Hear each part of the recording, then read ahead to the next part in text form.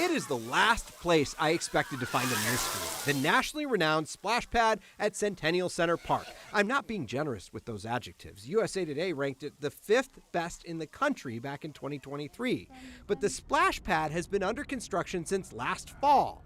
The city said it was supposed to reopen in time for the summer season on Memorial Day, but it never did. So I asked about it and was told it was a delay in construction. What was the delay? The city wouldn't say. Neither would a city councilman I asked at a community meeting. You know, anytime you do a remodel on anything, Yes. bathrooms, kitchens, whatever, splash pads if you have one, they just go longer than you anticipate. A real bummer for parents in the Denver metro area. I made a social media video about it in early June The city told me they should have a better idea of a timeline. and kept asking through earlier this month. What was holding this project up? I got a vague response back from the city about the city being proud of its splash pad, can't wait for the kids to enjoy it again. Again, this is the last place I expected to find a mystery. So I filed an open records request for emails mentioning the splash pad, the last thing you would expect to see so much redacted from. But among that black, I found a dispute. The city telling a contractor, A.D. Miller, they wouldn't accept their work on concrete because of several defects with the concrete on the splash pad. Among them, standing water and exposed rebar both above and below ground.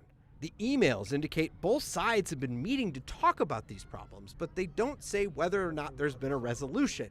Another email caught my eye back in early June. The city manager said he wanted to give an update, noting that a pesky reporter named Steve Cigar was digging the city for the pad being closed with no explanation. Quote, "I'm not sure we need to be protecting the contractor," he wrote.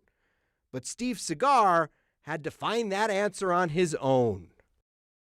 That Steve Cigar sounds like a heck of a reporter. The city responded to me after I got these records. They continue to have productive discussions with that contractor, but the work won't be done in time to open the splash pad for summer. The city says the reason we didn't get all of this right away, they say they wanted the information to be complete and accurate.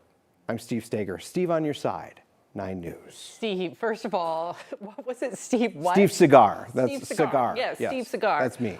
You know, it's the lack of transparency, right? And I think that's what irks a lot of people because it does take, because they didn't have signage and information about it, we would just drive to see if it was open and then we'd find out it wasn't. And then you do that again the next week. And I know that a lot of other families are wasting their time checking up on this. And you know, you can understand that when it's a potential legal battle going on with somebody, maybe you don't want to say too much. Right. But at one point when I say any word on what the delays are and I get we are so proud of our splash pad, of course we're going to ask the follow-up questions. And if we can't get the answer that way, we're going to try to figure out to get it another way. Yeah, well, Yeah.